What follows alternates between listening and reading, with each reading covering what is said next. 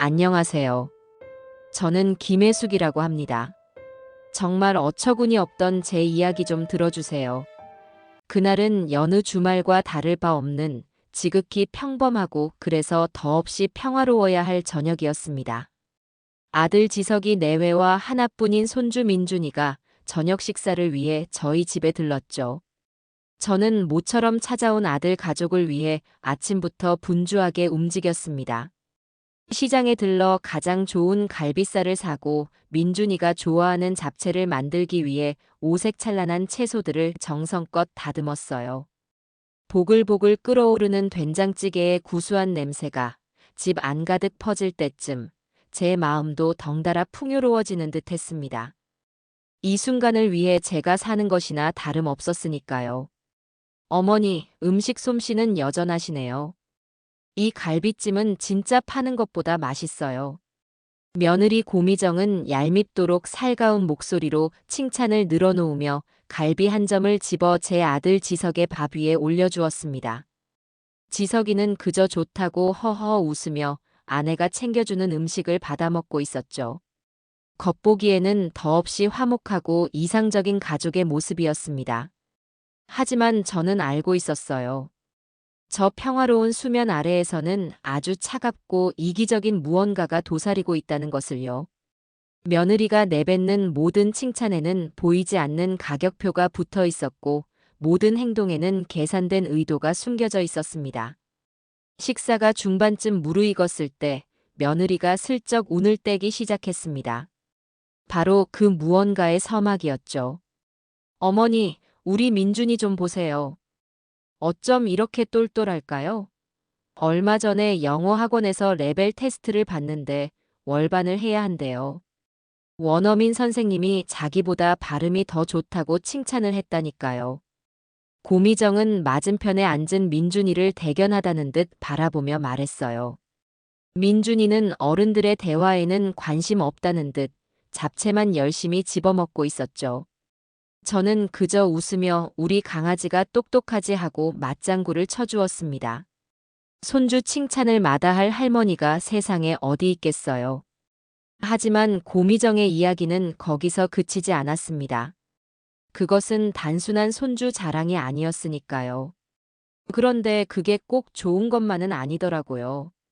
애가 너무 뛰어나니까 한국의 이 획일적인 교육 시스템이 아이를 담아내질 못해요. 재능 있는 아이의 날개를 꺾어버리는 거죠. 안 그래요, 여보? 화살은 지석에게로 향했습니다. 제 아들은 입안에 밥을 가득 넣은 채 우물쭈물하며 고개를 끄덕였죠. 저 우유부단함, 자신의 의견 하나 제대로 피력하지 못하고 아내의 눈치만 살피는 저 모습이 오늘따라 유난히 제 심기를 불편하게 만들었습니다. 저는 애써 화제를 돌리려 민준이에게 말을 걸었어요. 민준아, 밥 다 먹고 할머니랑 보드게임 할까? 새로 나온 거 사놨는데. 와, 정말요? 좋아요. 아이는 신이 나서 대답했지만 고미정은 제 말을 가로채듯 끼어들었습니다. 어머니, 지금 보드게임이 문제예요? 애 인생이 걸린 일인데. 민준이 같은 애는 더 큰 물에서 놀아야 해요. 우물 안개구리처럼 이 좁은 땅에서 썩히기엔 너무 아까운 인재라고요. 인재라는 거창한 단어까지 나왔습니다. 저는 더 이상 못 들은 척할 수가 없었죠. 숟가락을 조용히 내려놓고 며느리를 바라보았습니다. 허영과 욕심으로 번들거리는 그 얼굴을 마주하니 속에서부터 무언가 울컥 치밀어 오르는 기분이었습니다. 평온했던 주말 저녁 식탁의 공기는 그렇게 서서히, 그러나 분명하게 얼어붙고 있었습니다. 식사를 마치고 거실로 자리를 옮겨 과일을 먹을 때 마침내 올 것이 왔습니다. 고미정은 민준이를 일찌감치 방으로 들여보내고 마치 비장한 선언이라도 하듯 저와 지석을 마주보고 앉았어요. 그리고는 서류 가방에서 유학원 팜플렛 뭉치를 꺼내 테이블 위에 펼쳐놓았습니다. 어머니, 저희 중대 결심을 했어요. 지석이는 소파 구석에서 몸을 더욱 웅크린 채 손톱만 물어뜯고 있었습니다. 저 녀석은 언제나 저런 식이었죠. 아내가 총대를 메고 앞으로 나서면 자신은 뒤에서 그림자처럼 숨어버리곤 했습니다. 저는 묵묵히 며느리의 다음 말을 기다렸습니다. 이미 그 내용이 무엇일지 짐작이 갔지만 제 입으로 먼저 묻고 싶지는 않았어요. 우리 민준이 미국으로 유학 보내야겠어요. 지금이 아이의 재능을 폭발시킬 수 있는 골든타임이래요. 더 이상 한국에서 시간을 낭비하게 할 수는 없어요. 저는 찻잔을 든 채 잠시 며느리를 바라보았습니다. 제 아들이 왜 저런 여자에게 쩔쩔매며 사는지 도무지 이해할 수가 없었죠. 제가 아들을 잘못 키운 탓일까요? 아니면 저 여자가 유별난 걸까요?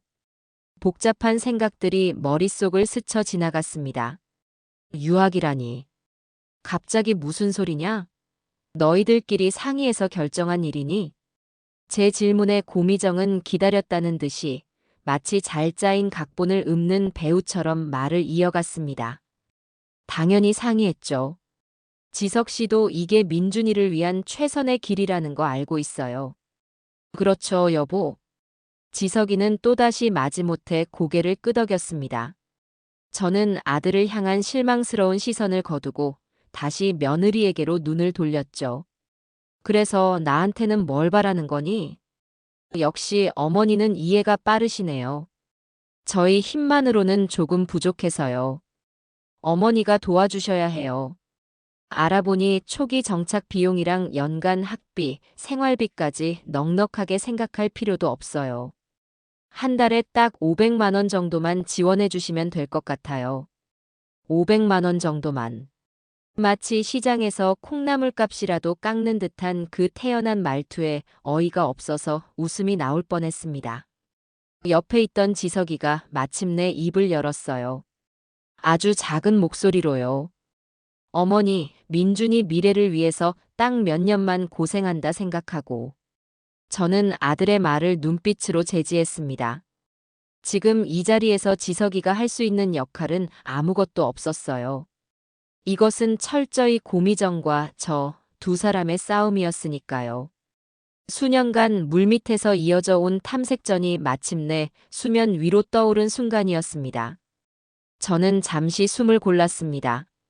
그리고는 테이블 위에 어지럽게 널려있는 유학원 팜플렛들을 한쪽으로 슥 밀어냈죠. 그리고 최대한 차분하지만 그 누구도 거스를 수 없을 만큼 단호한 목소리로 말했습니다. 못해준다. 짧고 간결한 세 글자. 그 말에 고미정의 얼굴이 순식간에 굳어졌습니다. 아마 상상조차 해보지 못한 대답이었을 겁니다. 그녀는 당연히 제가 오냐, 내 손주를 위해서라면 그까짓 돈이 대수겠니? 하며 지갑을 열 줄 알았겠죠. 며느리는 믿을 수 없다는 듯 거의 비명에 가깝게 되물었습니다. 네. 어머니, 지금 뭐라고 하셨어요? 제가 잘못 들었나요? 아니, 똑바로 들었다. 못 해준다고. 너희 아들 유학비, 내가 대줄 이유도 없고 대줄 생각도 추호도 없어. 아니, 어머니. 어떻게 그러실 수가 있어요? 돈도 많으시면서. 그깟 돈. 몇 푼이 아까워서 하나뿐인 손주 앞길을 이렇게 가로막으시는 거예요? 옆집 순영이네는 할아버지가 손주 유학 간다고 강남에 아파트까지 사줬다는데 저희한테 월 500이 그렇게 아까우세요? 이제 존댓말 속에 교묘하게 숨겨두었던 가시가 노골적으로 튀어나오기 시작했어요. 그깟 돈 몇 푼이라는 말에 저는 더 이상 참을 수가 없었습니다. 평생 남편과 제가 피땀 흘려 모은 돈이 저 아이에게는 그저 몇 푼에 불과했던 겁니다. 저는 찻잔을 소리나게 내려놓고 그녀를 똑바로 쳐다보며 말했습니다. 남의 집 사정은 내가 알 바 아니고. 그리고 어디서 감히 그깟 돈이라는 말을 입에 올리니? 이 돈은 너처럼 앉아서 편하게 번 돈이 아니야. 너의 시아버지가 평생 허리 한번 못 펴고 일하고 이 시어미가 시장 바닥에서 손이 닳도록 장사해서 모은 돈이다. 너의 허영심 채우고 남들한테 과시하라고 우리가 그렇게 고생한 줄 알아?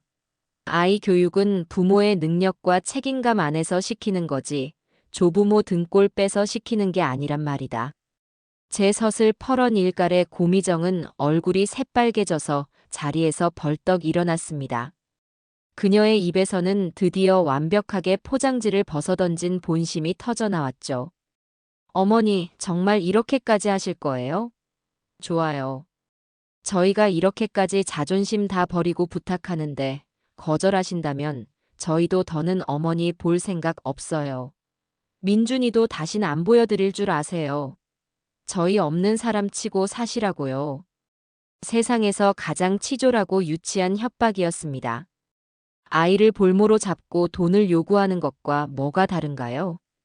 옆에서 안절부절 못하던 지석이가 여보, 제발 그만해. 어머니께 무슨 말버릇이야. 라며 뒤늦게 말렸지만 이미 엎질러진 물이었습니다. 그런데 이상하게도 저는 그 순간 분노가 가라앉고 오히려 마음이 시원해지는 것을 느꼈습니다. 수십 년 묵은 체증이 한꺼번에 쑥 내려가는 듯한 엄청난 해방감이었죠. 그래, 이제 끝낼 때가 되었다. 이 지긋지긋한 관계를. 저는 의자 등받이에 몸을 편안하게 기댄 채 조소에 가까운 미소를 지으며 며느리를 올려다보았습니다. 그리고 제 입에서는 저도 모르게, 하지만 너무나도 통쾌하고 선명한 한마디가 터져나왔습니다. 그래. 너의 그 소원 내가 들어주마. 평생 오지 마라. 며느리와 아들이 폭풍처럼 현관문을 박차고 나간 뒤 집 안에는 무겁고 질식할 듯한 침묵만이 남았습니다. 방금 전까지만 해도 세 사람의 목소리와 웃음소리, 수저 부딪히는 소리로 가득 찼던 공간이라고는 믿기지 않을 정도였죠. 마치 한바탕 연극이 끝나고 모든 배우가 퇴장한 텅 빈 무대 같았어요. 식탁 위에는 먹다 남은 갈비찜과 손도 대지 않은 과일들이 처참한 몰골로 널려 있었습니다. 제가 아침부터 정성껏 준비했던 그 모든 음식들이 이제는 그저 한바탕 소동의 잔해처럼 보였습니다. 저는 한동안 소파에 못 박힌 듯 앉아 그 광경을 멍하니 바라보았습니다. 후련함과 분노, 그리고 아들에 대한 깊은 서운함이 뒤섞인 복잡한 감정이 파도처럼 밀려왔어요. 얼마나 지났을까요? 저는 기계처럼 몸을 일으켜 부엌으로 향했습니다. 고무 장갑을 끼고 남은 음식물들을 하나씩 통에 담기 시작했어요. 달그락거리는 그릇소리가 텅 빈 집안을 유령처럼 떠다녔습니다.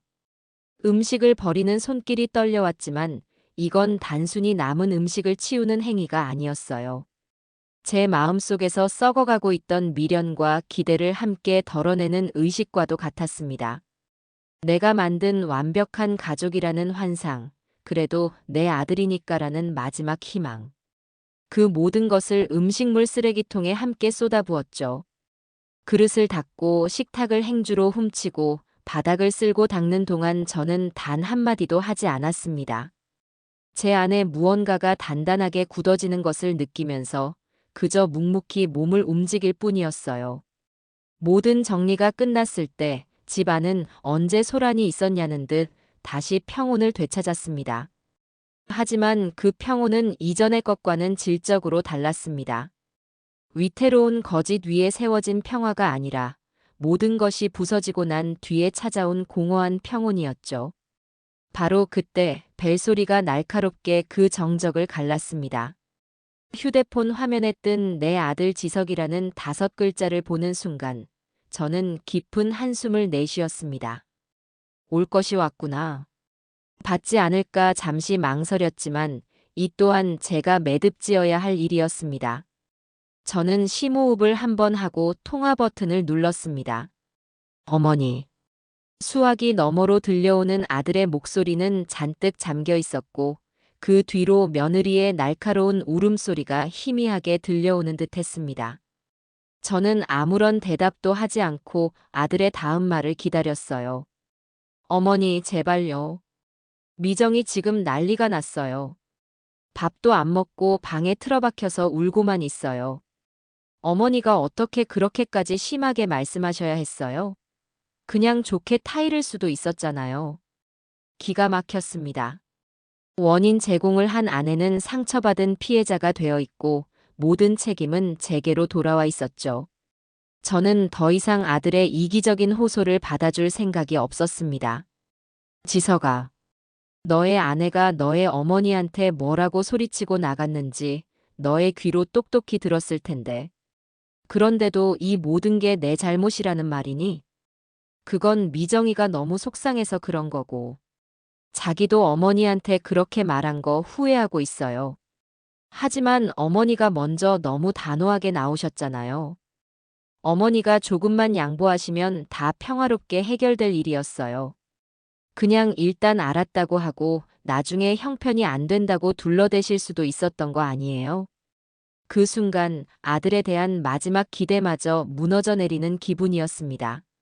문제를 정면으로 마주하고 해결할 생각은 전혀 없고 그저 거짓말로 이 상황을 모면하려는 비겁함과 안일함에 화가 치밀어 올랐죠. 이 아이는 40이 넘도록 아직 어른이 되지 못했습니다. 거짓말로 상황을 덮는 게 평화로운 해결이니? 그건 평화가 아니라 폭탄 돌리기일 뿐이야. 언젠가는 터질 폭탄을 다음으로 미루는 것뿐이지. 그리고 오늘 그 폭탄이 터진 거다. 이제라도 터져서 다행이라고 생각해라. 어머니, 지금 그게 할 소리세요? 이 일로 저희 이혼이라도 하면 어머니가 책임지실 거예요? 가정이 깨지는 걸 보고 싶으세요? 이제는 협박까지 하기 시작했습니다. 저는 차갑게 웃으며 대답했어요. 가정을 깨는 건 내 말이 아니라 너의 아내의 탐욕과 너의 무책임함이다. 그리고 똑똑히 들어둬라. 너희가 이혼을 하든 말든 그건 너희 두 사람의 문제지 내 문제가 아니다. 너의 가정은 너가 책임져. 너의 아내 단속도 너가 하고. 다시는 이런 일로 나한테 전화해서 내 탓하지 마라. 끊는다. 저는 아들이 무언가 더 말하려는 것을 듣지도 않고 전화를 끊어버렸습니다. 휴대폰을 소파 위에 던져버리고 나니 온몸에 힘이 쭉 빠지는 기분이었어요. 끊어진 전화처럼 아들 내외와의 연도 이제 정말로 끝났다는 생각이 들었습니다. 섭섭한 마음이 왜 없겠어요. 하지만 그보다 더 큰 감정은 이제야 이 지긋지긋한 굴레에서 벗어났다는 후련함이었습니다. 소파에 혼자 앉아 있으니 과거의 기억들이 본물 터지듯 밀려왔습니다. 고미정이 처음 며느리감이라며 인사를 왔던 날, 저는 지금은 기억도 가물가물한 어느 한정식 집에서 그녀의 가족들과 마주 앉아 있었습니다. 사돈이 될 사람은 내내 자기 딸 자랑에 여념이 없었죠. 어릴 때부터 뭘 해도 야무졌다는 둥, 회사에서도 능력을 인정받는다는 둥. 그러면서 은근슬쩍 말을 흘렸습니다. 우리 미정이가 눈이 높아서요. 보는 눈도 높고 쓰는 수준도 높죠. 호호호 그때는 그저 딸에 대한 자부심이려니 하고 넘겼습니다. 지금 생각해보니 그건 앞으로 시댁이 될 저희에게 보내는 일종의 경고이자 요구사항 목록이었던 겁니다. 결혼 준비는 그 서막에 불과했어요. 제가 예단으로 보낼 이불을 보러 함께 백화점에 갔던 날이 생생하게 떠올랐습니다. 저는 우리나라에서 손꼽히는 장인이 만들었다는 곱고 기품 있는 명주솜 이불을 골랐습니다. 제 딴에는 며느리에게 최고의 것을 해주고 싶은 마음이었죠. 하지만 고미정의 표정은 시큰둥했습니다. 어머니, 이건 좀 올드한 것 같아요. 요즘 누가 이런 걸 써요. 제 친구 현주는 시어머니가 이태리 명품 브랜드인 F사에서 나온 침구 세트를 전부 맞춰주셨다던데. 그녀의 목소리에는 실망감이 노골적으로 묻어났습니다. 저는 애써 웃으며 유행 타는 것보다 이런 게 더 오래도록 가치 있는 법이란다라고 타일렀지만 그녀의 굳은 표정은 풀릴 줄을 몰랐죠. 그때 알아차렸어야 했습니다. 저 아이는 물건의 가치가 아니라 물건에 붙은 상표를 보는 아이라는 것을요. 신혼집을 구했을 때도 마찬가지였습니다. 남편의 퇴직금 일부를 털어 당시에는 제법 괜찮은 단지의 아파트 전세를 얻어주었습니다. 지석이는 입이 귀에 걸려 어머니 감사합니다. 를 연발했지만 고미정은 집을 둘러보는 내내 탐탁지 않은 표정을 감추지 못했죠. 주방이 생각보다 좁네요. 수납 공간도 부족하고. 그리고 강남 쪽으로 출퇴근하기에는 교통이 좀 불편하지 않나요? 마치 부동산 중개인이 집을 평가하듯 단점부터 늘어놓는 모습에 저는 할 말을 잃었습니다. 고맙다는 말 한마디 없이 당연히 받아야 할 것을 받은 사람처럼 구는 그 태연함.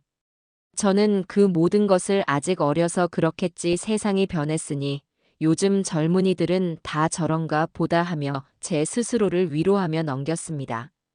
제 아들이 좋다고 선택한 여자였고 아들 가정이 시작부터 삐걱거리기를 바라지 않았기 때문이었어요. 하지만 그 모든 것이 저의 어리석은 착각이었습니다. 저의 인내와 이해는 고미정에게 이 시어머니는 이래도 되는 사람, 조금만 투덜거리면 뭐든 다 해주는 사람이라는 잘못된 확신을 심어주었을 뿐입니다. 5월 500만 원 요구는 그동안 쌓아온 탐욕의 결정체였고 저의 거절은 그 결정체를 깨부수는 당연한 귀결이었던 셈이죠. 그렇게 밤새 뒤척이다 문득 이런 생각이 들었습니다. 내가 왜 그들 때문에 내 소중한 시간을 괴로움으로 채워야 하지? 남편이 세상을 떠난 후 제 세상은 온통 아들 내외와 손주를 중심으로 돌아갔습니다. 제 인생의 즐거움과 기쁨은 늘 뒷전이었죠. 오랜 친구인 영숙이가 혜수가 우리 이제 우리를 위해 살자. 경주 벚꽃 보러 가자. 하고 졸라도 주말에 아들네 와야 해서 안 되라며 거절하기 일쑤였습니다. 제 이름 석자 김혜숙은 어디론가 사라지고 지석이 엄마와 민준이 할머니만 남아 있었습니다. 이제 그 보이지 않는 족쇄가 풀렸습니다. 며느리 스스로 다신 안 오겠다고 선언하고 나갔으니 더는 주말마다 그들 눈치를 보며 밥상을 차릴 필요가 없어졌어요. 저는 새벽녘의 어스름 속에서 휴대폰을 들었습니다. 그리고 몇 달 전부터 제주도 한 달 살기를 노래 부르던 친구 영숙이에게 전화를 걸었습니다. 이른 시간이라 미안했지만 지금이 아니면 또다시 용기를 내지 못할 것 같았어요. 여보세요? 잠결에 전화를 받은 영숙이의 목소리가 들려왔습니다. 영숙아, 나 혜숙이야. 자는데 미안하다. 어머, 혜숙이. 이 시간에 웬일이야? 너 무슨 일 있어? 저는 잠시 심호흡을 하고 제 인생의 새로운 장을 여는 첫마디를 내뱉었습니다. 영숙아, 나 제주도 갈래. 너랑 같이. 수화기 너머에서 잠시 침묵이 흘렀습니다. 이내 영숙이가 믿을 수 없다는 듯 소리쳤죠. 뭐? 김혜숙. 너 드디어 철들었구나. 해가 서쪽에서 뜨겠네. 친구의 유쾌하고 호들갑스러운 목소리를 들으니 그제야 제 입가에도 희미한 웃음이 번졌습니다. 우리는 마치 18살 소녀들처럼 당장 다음 달 비행기 표를 알아보자며 한참을 제잘거렸습니다. 휴대폰 너머로 함께 노트북을 켜고 항공권과 숙소를 검색하는 소리가 들려왔어요. 혜수가, 여기 바다가 바로 보이는 돌담집 어때? 와, 너무 좋다. 우리 거기서 매일 아침 커피 마시자. 전화를 끊고 나니 동이 트기 시작하는 창밖이 유난히 밝고 희망차게 보였습니다. 이것이 제2의 인생, 온전히 김혜숙을 위한 첫걸음이라는 예감이 들었어요. 더 이상 누군가의 엄마, 누군가의 시어머니가 아닌 나 자신으로 살아갈 시간이었습니다. 폭풍은 지나갔고 저는 폐허 위에 새로운 집을 짓기 시작할 참이었습니다. 제주도 여행 계획으로 잠시나마 평화를 맛보았던 것도 잠시 예상했던 대로 고미정의 반격이 시작되었습니다. 그녀가 선택한 무기는 눈물과 거짓말이었고 전장은 친척들 사이의 여론이었죠. 그녀는 자신을 빌현의 여주인공으로 저를 돈밖에 모르는 악독한 시어머니로 둔갑시키는데 아주 탁월한 재능을 가지고 있었습니다. 그 시작은 시골에 계신 아주버님에게서 걸려온 한 통의 전화였습니다. 재수 씨, 이게 어떻게 된 일입니까? 글쎄, 미정이가 전화를 해서는 재수 씨가 돈 몇 푼 아깝다고 애 앞길을 막는다고 유학 보내달라는 걸 매몰차게 내쫓았다고 울고불고 난리가 아니에요. 애가 상처받아서 밥도 못 먹고 누워있다는데 사실입니까? 아주버님의 목소리는 나무람과 의심으로 가득 차 있었습니다. 고미정의 연기가 아주 제대로 먹혀든 모양이었죠. 저는 잠시 현기증이 났지만 이내 마음을 다잡았습니다. 이런 식으로 나올 줄 이미 예상하고 있었으니까요. 저는 아주버님께 차분히 그날 있었던 일을 설명드렸습니다. 하지만 첫 번째 공격은 시작에 불과했어요. 그날 오후 대구에 사는 시누이에게서 전화가 왔고 다음 날에는 명절에나 겨우 얼굴 보는 먼 친척에게서까지 연락이 왔습니다. 고미정은 제가 아는 모든 친족들에게 전화를 돌려 저를 천하의 몹쓸 인간으로 만들어 놓고 있었습니다. 그녀가 퍼뜨린 이야기는 시간이 갈수록 살이 붙고 부풀려져 나중에는 김혜숙이 남편 죽고 받은 보험금을 독차지하고 불쌍한 아들 며느리를 길바닥에 내쫓으려 한다는 흉흉한 소문으로까지 번져나갔습니다. 이대로 가만히 앉아서 당하고만 있을 수는 없었어요. 이건 제 명예가 걸린 문제였습니다. 저는 고심 끝에 이 상황을 정면으로 돌파하기로 마음먹었습니다. 며칠 후 저는 시누이와 평소 가깝게 지내던 몇몇 친척들에게 전화를 걸어 점심 식사를 하자고 제안했어요. 요즘 얼굴 보기도 힘든데 다들 모여서 맛있는 거나 먹자는 가벼운 명목이었죠. 며칠 뒤 우리는 시내의 한정식집 룸에서 마주 앉았습니다. 어색한 분위기 속에서 안부를 묻는 말들이 오갔지만 모두의 시선에는 저에 대한 궁금증과 의심이 어려 있었죠. 저는 일부러 돈 이야기는 꺼내지 않았습니다. 대신 돌아가신 남편과의 추억을 이야기했어요. 저희가 얼마나 어렵게 시작했는지, 남편이 밤낮으로 일하고 제가 식당 일을 하며 돈을 모아 어떻게 그 작은 상가 건물을 마련했는지, 그리고 남편이 살아생전 얼마나 아이들의 교육을 중요하게 생각했는지에 대해서도 말했죠. 저희 남편, 당신들 아주버님은 늘 입버릇처럼 말했어요. 자식 교육은 부모의 가장 큰 책임이라고. 남에게 손 벌려서 시키는 교육은 진짜 교육이 아니라고요. 아이에게 가르쳐야 할 가장 첫 번째는 지식이 아니라 세상에 공짜는 없다는 진리라고 말이죠. 그리고 저는 최근에 시작한 제 새로운 계획에 대해 이야기했습니다. 친구와 함께 제주도로 여행을 갈 것이며 문화센터에서 도예를 배우기 시작했다는 소소한 일상들을요. 이제라도 제 인생을 좀 살아보려고요. 그동안은 지석이네 가정이 편안한 게 제 인생의 목표였는데 이제 보니 그게 아니었어요. 제가 바로 서야 제 자식도 바로 설 수 있다는 걸 너무 늦게 깨달았지 뭐예요. 그래서 앞으로는 저를 위해 좀 투자하려고요. 그리고 남편 이름으로 저희가 평생 후원해온 심장병 어린이 재단의 기부금도 좀 늘릴 생각이에요. 세상에는 저희 손주 말고도 도움이 필요한 아이들이 너무나 많더라고요. 제 이야기가 끝나자 룸 안에는 잠시 침묵이 흘렀습니다. 제 말 속에는 고미정에 대한 직접적인 비난은 한마디도 없었지만 제 의도는 충분히 전달되었을 겁니다. 잠시 후 시누이가 조심스럽게 입을 열었어요. 언니, 저희가 오해했어요. 차지 서방댁 얘기만 듣고는 언니가 정말 변한 줄 알았어요. 죄송해요. 그 한마디를 시작으로 다른 친척들도 저마다 미안함을 표했습니다. 고미정의 악의적인 여론전은 오히려 제가 제 삶의 철학과 가치관을 친척들에게 진솔하게 보여주는 기회가 되었죠. 그날의 점심 식사는 완벽한 반전이었습니다. 동정표를 얻으려던 고미정은 오히려 허영심 많고 거짓말 잘하는 며느리로, 저는 꿋꿋하게 자기 인생을 꾸려나가는 지혜로운 어른으로 다시 자리매김하게 되었습니다.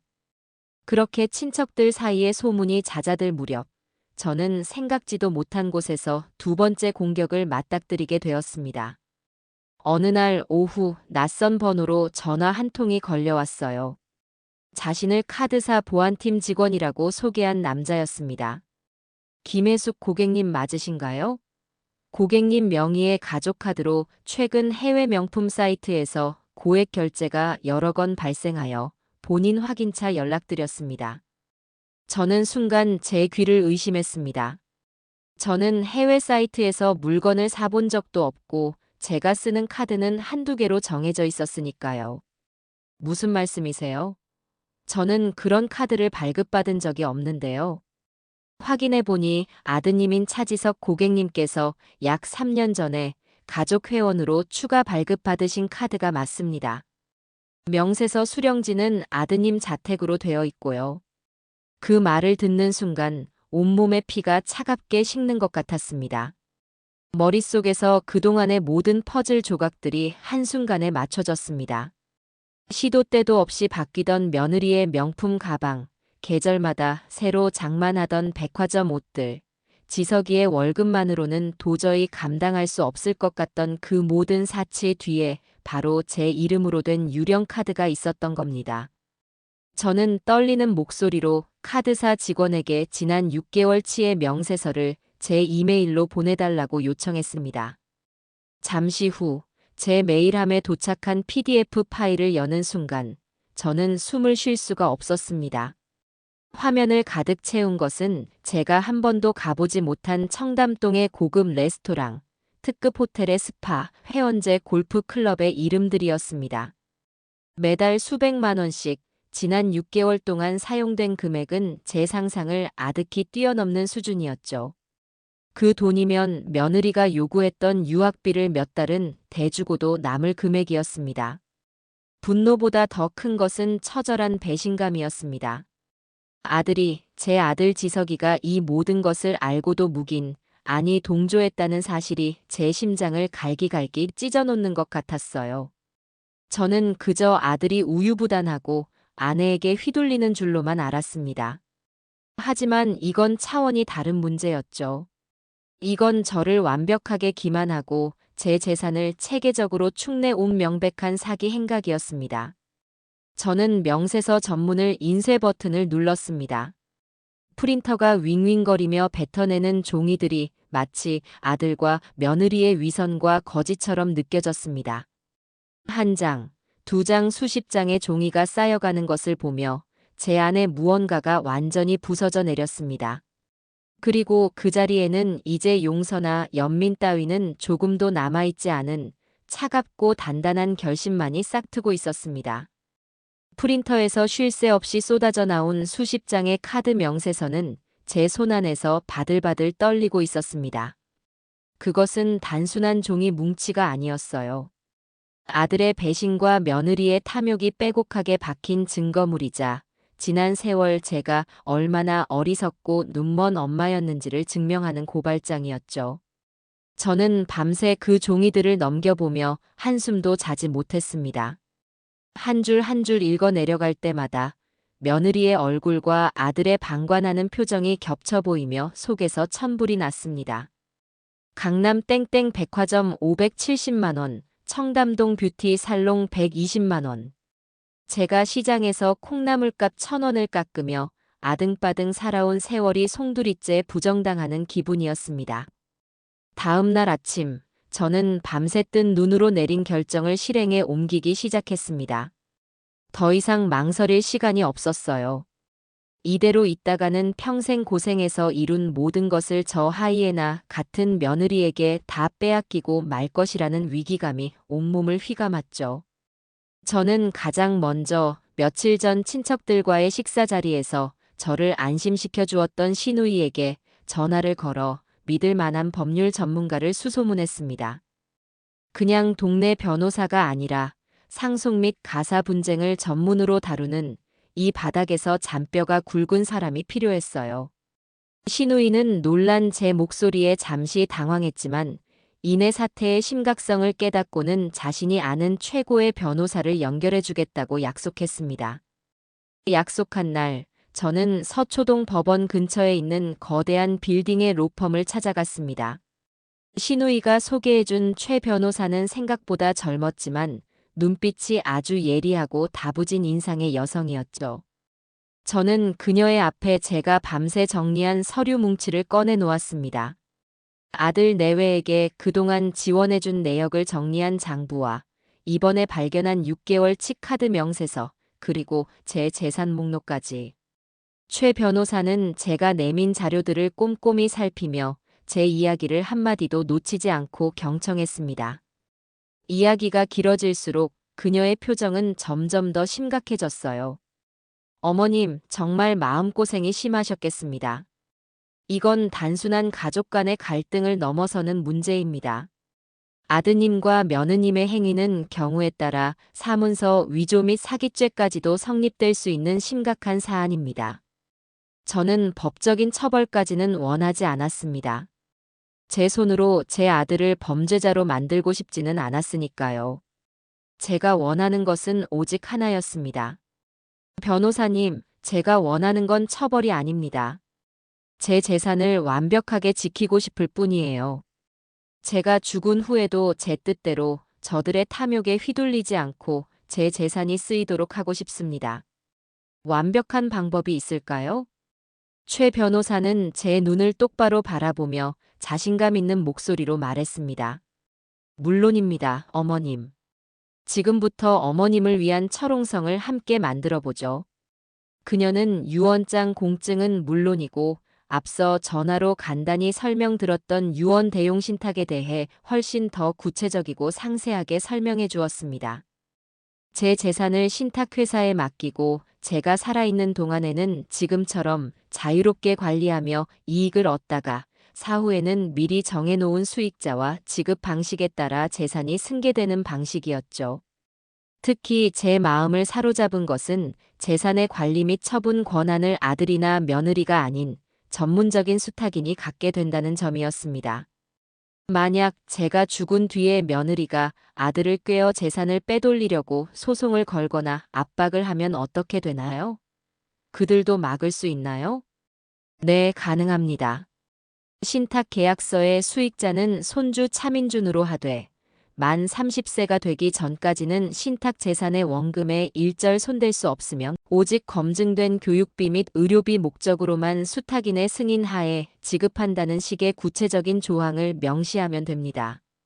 아드님이나 며느님이 아무리 소송을 걸어도 이 신탁 계약의 효력을 뒤집기는 거의 불가능에 가깝습니다.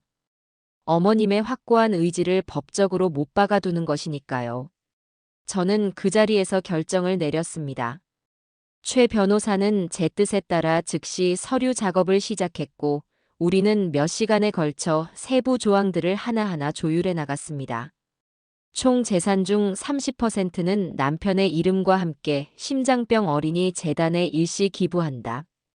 상가 건물과 예금 자산은 손주 차민준 명의의 신탁으로 귀속시킨다. 아들 차지석에게는 현재 거주 중인 아파트의 전세 보증금에 해당하는 액수만을 상속하며 그 외 일체의 유산에 대한 권리를 주장할 수 없다. 한 글자 한 글자 서류에 새겨질 때마다 제 마음속에 단단한 기둥이 세워지는 기분이었습니다.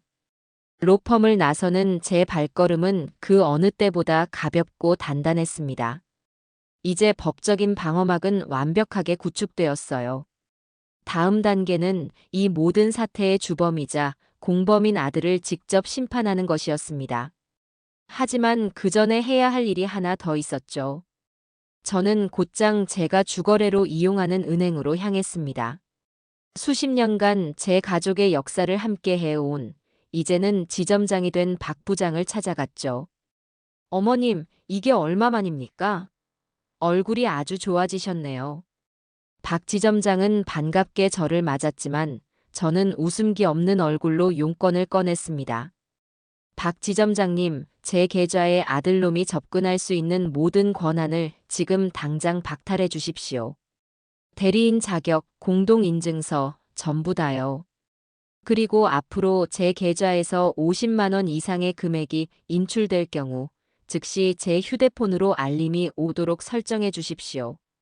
제 단호한 태도에 박 지점장은 무언가 심상치 않은 일이 벌어졌음을 직감한 듯 군말 없이 제 요구를 처리해 주었습니다. 저는 그 자리에서 모든 인터넷 뱅킹 비밀번호를 바꾸고 아들조차 유추할 수 없는 복잡한 암호로 재설정했습니다. 그리고는 제 여행과 취미 활동을 위한 김혜숙 자유통장이라는 이름의 새로운 계좌를 개설했어요. 그 통장에 첫 금액을 이체하는 순간 저는 비로소 경제적으로도 심리적으로도 완벽한 독립을 이룬 기분이었습니다. 이제 모든 준비는 끝났습니다. 저는 집으로 돌아와 아들에게 전화를 걸었습니다. 지석아, 나다. 지금 당장 우리 집으로 좀 오너라. 너 혼자 와야 한다. 1시간쯤 뒤 초인종 소리와 함께 지석이가 헬쑥한 얼굴로 들어섰습니다. 그는 아마도 친척들 사이에서 여론이 역전되고 아내의 성화가 더욱 심해져 며칠간 지옥 같은 시간을 보냈을 겁니다. 저는 아들을 식탁 의자에 앉혔습니다. 그의 앞에는 따뜻한 차 대신 차가운 물 한 잔만이 놓여 있었죠. 그리고 저는 그의 맞은편에 앉아 아무 말 없이 6개월치 카드 명세서 뭉치를 테이블 위로 툭 밀었습니다. 수십 장의 종이가 스르륵 펼쳐지며 지석이의 눈앞을 가득 메웠습니다. 지석이의 눈동자가 지진이라도 난 듯 흔들리기 시작했습니다. 그의 얼굴에서 핏기가 사라지고 입술이 파르르 떨렸죠. 어머니, 이게 어떻게? 저는 그가 변명할 틈을 주지 않고 차갑게 말했습니다. 어떻게 된 건지는 내가 묻고 싶구나. 한번 설명해 보렴. 너의 아내가 입고 걸치는 모든 것들이 왜 내 이름으로 결제되어 있는지. 이 수많은 호텔과 레스토랑은 대체 어떤 기념일이었기에 나 몰래 너희끼리 그렇게 즐거운 시간을 보냈는지 말이야. 지석이는 고개를 푹 숙인 채 아무 말도 하지 못했습니다. 저는 명세서 한 장을 집어들어 그의 눈앞에 들이밀었습니다. 차지석, 이 가방 570만 원이구나. 너의 아버지가 한 달 내내 먼지 구덩이에서 일해야 겨우 만질 수 있었던 돈이다. 이 돈으로 산 가방이 그렇게 예쁘더냐? 너의 어미를 속인 보람이 있을 만큼. 어머니, 죄송합니다. 제가 다 갚으려고 했어요. 갚아? 무엇으로? 너의 그 쥐꼬리만 한 월급으로. 거짓말하지 마라. 너는 갚을 생각도 능력도 없었어. 그저 이 어미가 죽을 때까지 이 사실을 모르기만을 바랐겠지. 저는 자리에서 일어나 아들을 차갑게 내려다보았습니다. 그리고는 제 마지막 패를 꺼내 보였죠. 오늘 변호사를 만나고 오는 길이다. 내 모든 재산을 신탁으로 돌리고 유언장도 새로 작성했다. 그 말에 지석이가 경악하며 고개를 들었습니다. 저는 그의 눈을 똑바로 마주보며 로펌에서 수십 번이고 되뇌었던 말들을 차가운 목소리로 의조렸습니다. 내 재산의 상당 부분은 사회에 환원될 거다. 그리고 나머지는 민준이를 위해 쓰이겠지만 너희 부부는 단돈 10원 한 장 손댈 수 없어. 너에게는 지금 너희가 살고 있는 그 아파트 전세금. 그것 하나만 남겨주기로 했다. 그게 내가 너에게 주는 마지막 모정이다. 어머니, 어떻게 저한테 이러실 수가 있어요? 내가 너에게 이러는 게 아니야. 너희가 자초한 일이지. 그리고 한 가지 더. 그 카드. 지금 당장 내 앞에서 해지 신청해라. 스피커폰으로. 지석이는 망연자실한 표정으로 저를 바라보다가 이내 모든 것을 포기한 사람처럼 떨리는 손으로 휴대폰을 들었습니다. 수화기 너머로 기계적인 상담원의 목소리가 흘러나왔고 지석이는 제 눈을 피하며 힘겹게 말을 이었습니다. 김혜숙님 명의 가족카드 해지 부탁드립니다. 상담원의 확인 절차가 끝나고 전화가 끊기는 순간 그것은 단순히 카드 하나가 해지된 것이 아니었습니다. 제가 아들에게 주었던 마지막 신뢰와 애정이 그렇게 끊어져 나가는 소리였습니다. 아들과의 전쟁 같은 통화를 끝내고 며느리의 아기에 찬 여론전을 잠재우고 변호사를 만나 법적인 방어벽까지 세우고 나니 제 마음속에 몰아치던 거대한 폭풍이 비로소 조금씩 잦아드는 듯했습니다. 하지만 폭풍이 핥히고 간 자리는 엉망진창이었죠. 제 마음은 허허벌판처럼 공허했고 앞으로 이 시간을 어떻게 채워나가야 할지 막막하기만 했습니다. 수십 년간 제 삶의 유일한 좌표였던 아들 가족이 사라지고 나니 저는 망망대해에 홀로 남겨진 조각배 신세가 된 것만 같았어요. 바로 그때 제주도 여행을 약속했던 친구 영숙이의 목소리가 떠올랐습니다. 너 자신을 위해 살아. 그 말이 제 귓가에 등대 불빛처럼 반짝였죠. 저는 무언가에 이끌리듯 동네 문화센터 홈페이지를 열었습니다. 노래교실, 요가, 수채화 수많은 강좌 목록을 멍하니 내려다보다가 제 시선은 생활도예교실이라는 글자에 멈추었습니다. 흑. 왠지 모르게 그 단어가 제 마음을 끌어당겼어요. 아무런 형태도 없는 흙덩이를 두 손으로 매만져 새로운 모양을 만들어낸다는 것. 어쩌면 지금의 저에게 가장 필요한 일인지도 모른다는 생각이 들었습니다. 저는 더 이상 망설이지 않고 수강 신청 버튼을 눌렀습니다. 첫 수업이 있던 날, 저는 10대 소녀처럼 괜히 마음이 설레고 긴장되었습니다. 문화센터 건물 앞에서 들어갈까 말까 잠시 망설이기도 했죠. 이 나이에 새로운 것을 시작한다는 것이 왠지 쑥스럽고 젊은 사람들 틈에서 주책처럼 보일까 걱정도 되었습니다. 하지만 에라 모르겠다는 심정으로 문을 열고 들어선 교실 안 풍경은 제 걱정이 기우였음을 말해주었죠. 교실 안은 흙냄새와 사람들의 낮은 웃음소리로 가득 차 있었고 저처럼 머리가 희끗한 사람부터 앳된 얼굴의 젊은 주부까지 다양한 연령대의 사람들이 흙을 만지며 자기만의 세계에 몰두해 있었습니다. 제 자리는 물레 앞이었습니다. 강사님의 설명에 따라 흙덩이를 물레 중심에 놓고 두 손으로 감싸 안았습니다. 발판을 밟자 물레가 윙마이너스 하는 소리와 함께 돌아가기 시작했고 제 손 안에 흙이 살아있는 생물처럼 꿈틀거렸습니다. 하지만 제 마음대로 되지 않았죠. 조금만 힘을 주면 비틀거렸고 형태를 잡으려고 하면 어김없이 주저앉아 버렸습니다. 제 첫 작품은 결국 형체를 알 수 없는 납작한 흙 반죽이 되어버리고 말았죠. 저는 그 꼴이 우스워 저도 모르게 헛웃음을 터뜨렸습니다. 마치 제 맘대로 되지 않던 제 인생의 축소판을 보는 것 같아서요. 처음에는 다 그래요. 흙이랑 친해질 시간이 필요한 거거든요. 옆자리에서 빙그레 웃으며 말을 걸어온 것은 저보다 대여섯 살은 젊어 보이는 아주 쾌활한 인상의 여성이었습니다. 그녀의 앞치마는 이미 흙투성이었지만 그 모습이 아주 자연스럽고 멋져 보였죠. 저는 박서연이라고 해요. 이 수업 들은 지 벌써 1년이 넘었네요. 어머, 그러세요? 저는 김혜숙입니다. 오늘 처음이라 뭘 어떻게 해야 할지 하나도 모르겠어요. 그것이 서연 씨와의 첫 만남이었습니다. 그녀는 제게 흙을 다루는 요령부터 시작해서 물레의 속도를 조절하는 법까지 아주 친절하고 상세하게 가르쳐 주었습니다.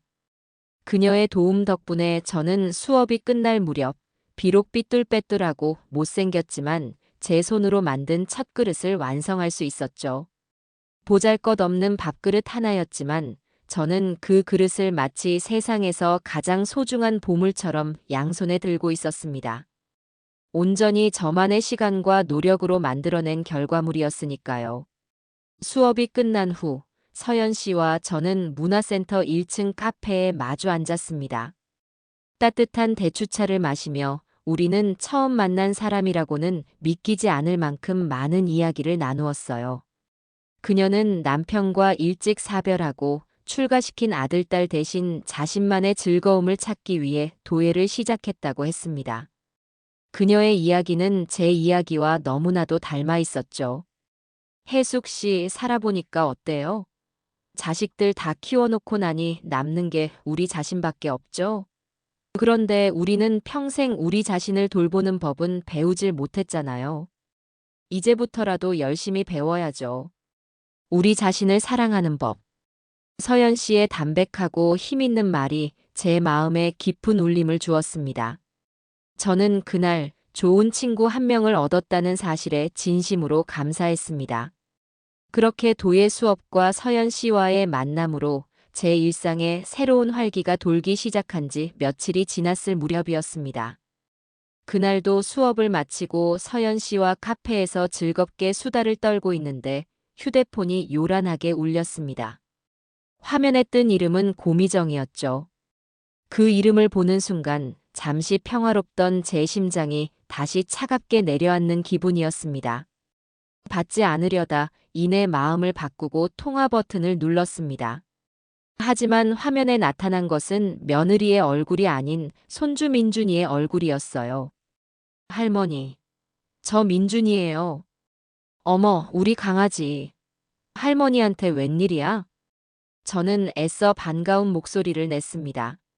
하지만 민준이의 다음 말은 제 예상을 조금도 빗나가지 않았죠. 할머니, 보고 싶어요. 근데 엄마가요, 할머니가 안 도와줘서 저 미국 못 간대요.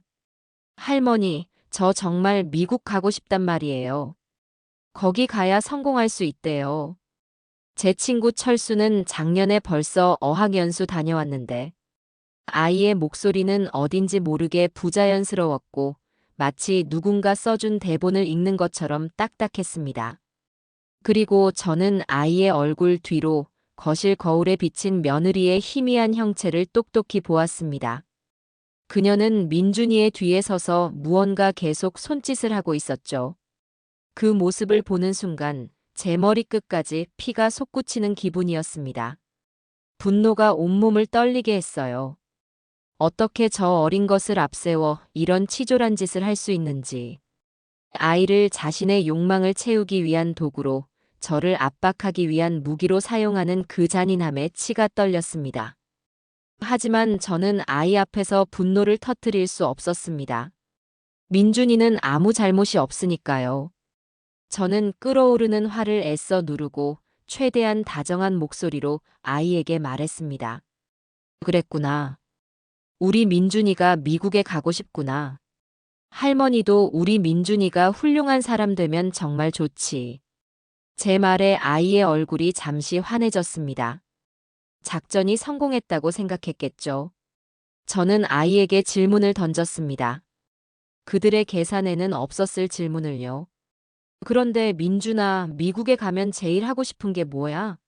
할머니한테만 살짝 말해줄 수 있어? 디즈니랜드에 가고 싶은 거야? 아니면 자유의 여신상을 보고 싶은 거야?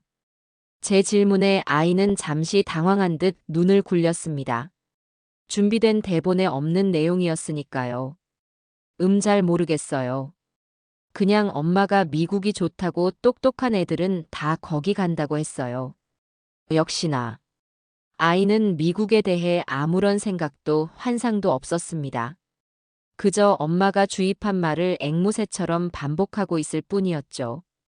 저는 화제를 완전히 다른 방향으로 돌렸습니다. 그래. 미국도 좋지만 할머니는 우리 민준이가 축구할 때가 제일 멋있더라. 지난번에 친구들이랑 경기할 때 혼자서 2골이나 넣었다면서. 그때 포지션이 뭐였어? 요즘도 주말마다 친구들이랑 축구해. 제 말이 끝나자마자 아이의 얼굴에서 어색한 표정이 사라지고 생기가 돌기 시작했습니다. 아이는 자기가 좋아하는 진짜 세상으로 돌아온 거죠. 네. 저 지난주에도 1골 넣었어요. 제가 스트라이커거든요. 그리고 요즘 새로 나온 게임 있는데 제가 우리 반에서 레벨이 제일 높아요. 할머니, 보여드릴까요? 아이는 신이 나서 자기 방으로 달려가 게임기를 가져왔고 한참 동안 자기가 얼마나 게임을 잘하는지, 축구팀에서 어떤 활약을 하고 있는지 제잘거리며 자랑을 늘어놓았습니다. 저는 웃으며 아이의 이야기를 전부 들어주었고 진심으로 칭찬해 주었죠. 와, 우리 민준이 정말 대단하네. 축구도 잘하고 게임도 잘하고. 아이는 진심 어린 칭찬에 어깨를 으쓱하며 기뻐했습니다. 잠시 후 수화기 너머로 며느리의 짜증 섞인 목소리가 들려왔습니다. 차민준, 쓸데없는 소리 그만하고 전화 끊어. 그리고는 영상통화가 일방적으로 뚝 끊겼습니다. 저는 멍하니 까만 화면을 바라보았습니다. 제 옆에서 이 모든 광경을 지켜보고 있던 서연 씨가 조용히 제 손등을 토닥여 주었죠. 혜숙 씨, 마음 단단히 먹어야 해. 저쪽은 아마 앞으로 더 지독한 방법을 쓸지도 몰라. 저는 고개를 끄덕였습니다. 가슴 한쪽이 아려왔지만 동시에 제 결심은 더욱 굳건해졌습니다. 저 아이를 위해서라도 저는 절대로 며느리에게 굴복해서는 안 되었습니다. 저것은 교육이 아니라 아이의 영혼을 갉아먹는 학대였으니까요. 그때 서연 씨가 무거운 목소리로 자기 이야기를 꺼냈습니다. 사실 나도 비슷한 경험이 있어. 우리 며느리는 아들 사업 자금을 대달라고 했었지. 무슨 친환경 화장품 사업을 한다나 뭐라나. 딱 3억만 빌려주면 금방 몇 배로 갚겠다고 호언장담을 하더라고. 아들 녀석도 옆에서 같이 조르는데 마음이 안 흔들렸다면 거짓말이지. 서연 씨는 씁쓸하게 웃으며 말을 이었습니다. 하지만 내가 평생 모은 돈을 그렇게 허술한 계획에 내어줄 수는 없었어. 그래서 거절했지. 그랬더니 그 뒤로 1년 동안 연락을 끊고 살았어. 손주 얼굴도 안 보여주더라고. 혜숙 씨 마음, 내가 100번 1000번 이해해. 피가 마르는 것 같지. 그녀의 고백에 저도 모르게 눈물이 핑 돌았습니다. 저만 겪는 특별한 고통이 아니었던 겁니다. 이 세상에 수많은 김혜숙과 박서연들이 비슷한 아픔을 겪으며 살아가고 있었던 거죠.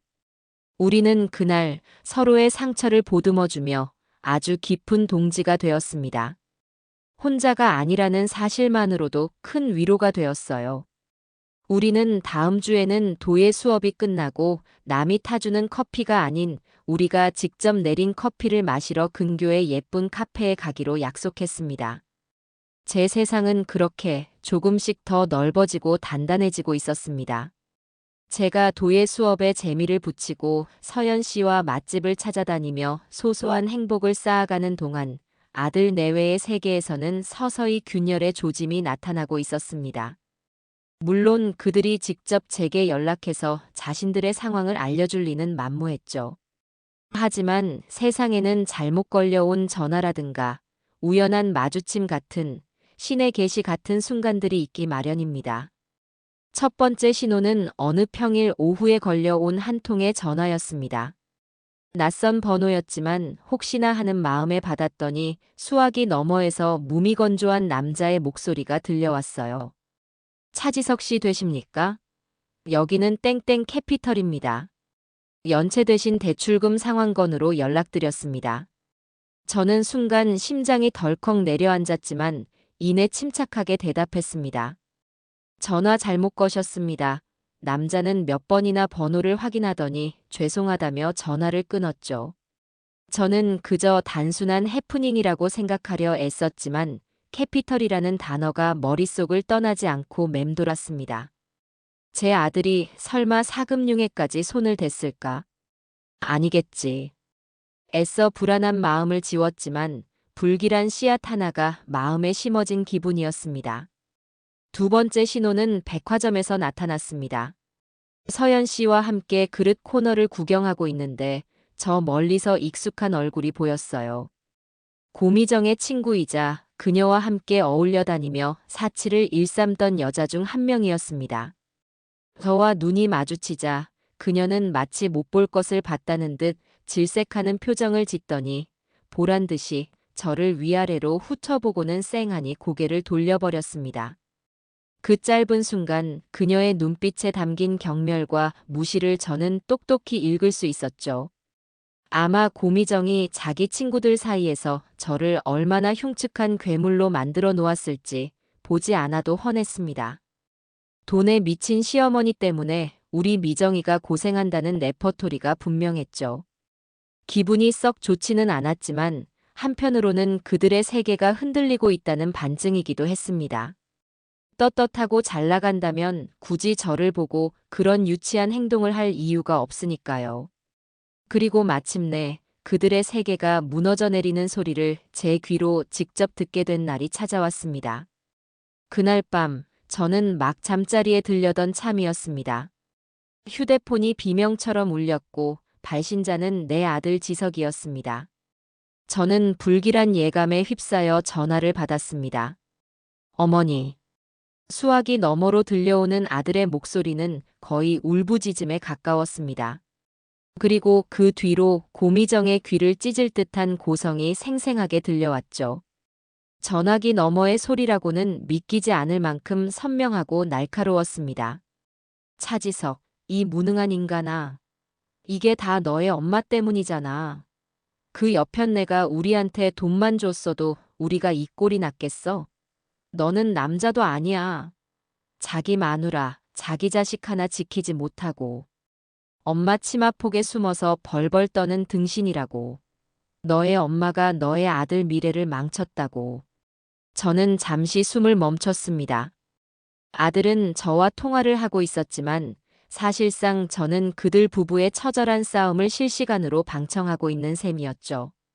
여보, 제발 그만해. 어머니 듣고 계신단 말이야. 지석이의 애원 섞인 목소리가 들렸지만 고미정의 분노는 잦아들 기미가 보이지 않았습니다.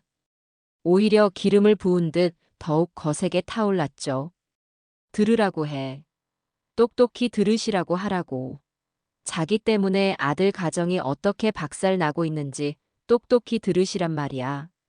이 모든 게 다 그 여편네의 지독한 이기심 때문이라고. 아들의 흐느끼는 소리와 며느리의 악다구니가 뒤섞여 제 귀를 후벼 팠습니다.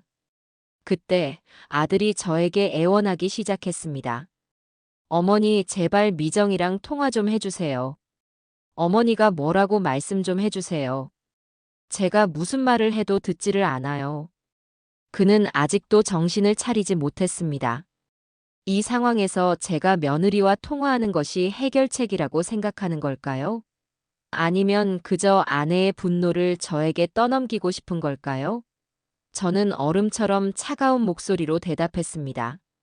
지석아, 지금 너의 집에서 소리 지르고 있는 사람은 너의 아내다. 그건 너와 너의 아내 두 사람이 풀어야 할 문제지. 내가 끼어들 일이 아니야. 나는 분명히 말했다. 너의 가정은 너가 책임지라고. 지금 당장 전화 끊고 너의 아내와 마주 앉아. 그리고 해결해. 도망치지 말고. 저는 아들의 대답을 듣지도 않고 전화를 끊었습니다. 전화는 끊겼지만 며느리의 저주 섞인 고함은 한참 동안 제 귓가에 이명처럼 맴돌았죠. 저는 침대에 누워 천장을 바라보았습니다. 아들에 대한 일말의 연민이 피어오르려다 이내 쓰러졌습니다. 저건 그가 스스로 선택하고 방치한 결과물이었습니다. 이제 그 대가를 치를 시간이 온 것뿐이었죠. 그로부터 일주일쯤 지났을까요? 저는 도예 수업을 마치고 집으로 돌아와 막 현관문을 열고 들어서는 참이었습니다. 그런데 제 집 문 앞에 낯선 남자가 쭈그리고 앉아 있었습니다.